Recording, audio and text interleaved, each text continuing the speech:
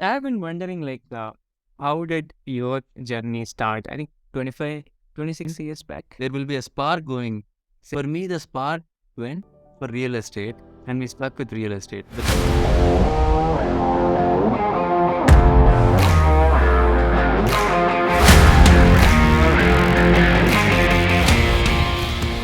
You started as a real estate investor. So, how was your first home? What were you thinking when you were planning to buy that first home? Did you have that kind of knowledge where you were thinking that I need to hold this house at least for 2 years? You were thinking as an investor or as a first time home buyer, where you were thinking, okay, I'll be staying here for next 10 years, 15 years. I want to bring up my family here. So what was the perspective that you had? How was your journey, and why did you choose real estate? Why not stocks or some other medium of investment? It's a great question. Actually, the availability of knowledge is much more pervasive today than it used to be. I went to a seminar. There is this guy called Henry Wong. He's still around. He did a first time home buyer seminar. Went to his seminar. It was for an hour, wherein he talked about the benefits of real estate and how he retired from his regular job by investing in real estate. That inspired me tremendously because I was working at Intel. I enjoyed the job, but the meetings and all that it was like almost 10 to 12 hours a day I was working. I thought there should be a better way. So I got inspired by him, and he told me about investing in real estate for the first time. I said, I live in an apartment. He laughed at me. He asked me for how long. I said, I got my job and 9 months I've been in an apartment. He laughed and he said, how many years lease did you sign? I said, I signed 1 year. And he said, oh, okay, 9th month. So there is 3 more months. Now you should go buy a house. He encouraged me. So I went and bought that house. And after I bought that house, once you become a homeowner, you start to make observations around you in your community. Okay, if you buy a house, how much home prices are the other homes selling for and all that. So you just sucks you in. You see money coming in, then immediately we invested in the second house, third house, and it went on like that. It is logical that once you buy the first home, it is very rare that people just wait for one home if you are financially stable. It's very common for people to buy 2-3 homes very in quick succession once they have it. The only reason people don't end up buying is when they get advice from others who are not professional, who have not been there, done that. Like if you ask somebody who has only one house, he'll say that is the best thing. Another example I remember, if you have kids, if you ask any parents which school their kids go to and how is the school, parents always say their kids' school is the best school. That's how they say it, because they believe that the school that their kids are going is best, because they believe and then implement it like that. Even getting the advice from people is also important. You have to get advice from people whom you get inspired or where you want to be. So if you get advice from people who only own one home, owning one home is the best. If you talk to somebody like me who has been a real estate investor, I'll say this is the best. So you as a person receiving it have to distill the information and see what works for your lifestyle and compare the lifestyles that both have, and then you have to decide.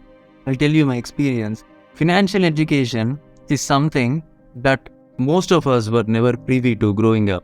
Financial education is the most fundamental education that we all need to have.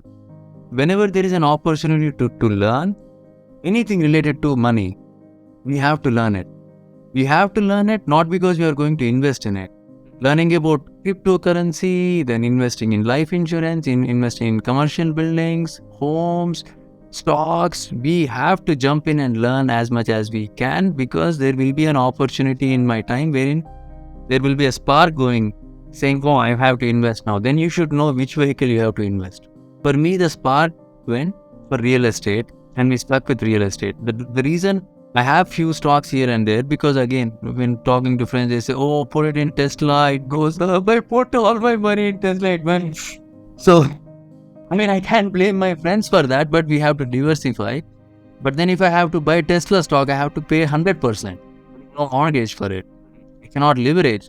If I have 50,000, I put it in Tesla, I have to put the entire 50,000. If I have to do real estate with 50,000, I can buy $250,000 house. So when it appreciates, economies of scale. It appreciates by that much quickly.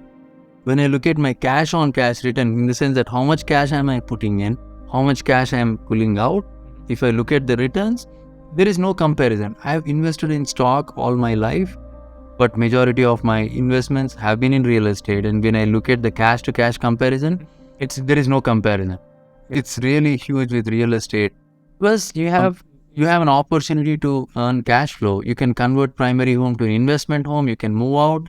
There is a lot of things you can do. You can do a cash out and pull cash out. From my Tesla stock, I cannot do a cash out. I have to sell the thing to get cash out. In my real estate, I can just do a refinance, take the cash out, use that money to buy Tesla again, or I can buy more real estate. So all those things, along with appreciation, attracted me. I don't think this is the only vehicle to get rich. You can put it in crypto and get rich. You can put it in stock and get rich. I think the big takeaway from your response is you don't have to have a huge money to make money in real estate. You need to have some money. Bank will give you majority of the part of that money, and then you make money on top of that. Exactly. That's the big takeaway for me. Once you start to buy more properties, let's say you're making 100,000 W2 income. You pay taxes on that W2 income. But once you start buying properties, you can get depreciation, which reduces your taxable income. Like this podcast studio, this building that we have, right? This helps me to write off my earned income, the depreciation that the government calculates. So we'll cover that in some other episode wherein it's not for investors. But as you become an investor, you pay lower and lower taxes. You looked at Donald Trump, he didn't pay any taxes. How? Because he owns real estate, lot of real estate, and real estate gives you depreciation. Depreciation is a line item wherein you can deduct it directly from your earned income. If you make 100,000, if the depreciation is 100,000, your net income that you have to pay tax becomes zero. That's how you make money. If you keep saving, if you keep paying the rent, you'll never be rich at all.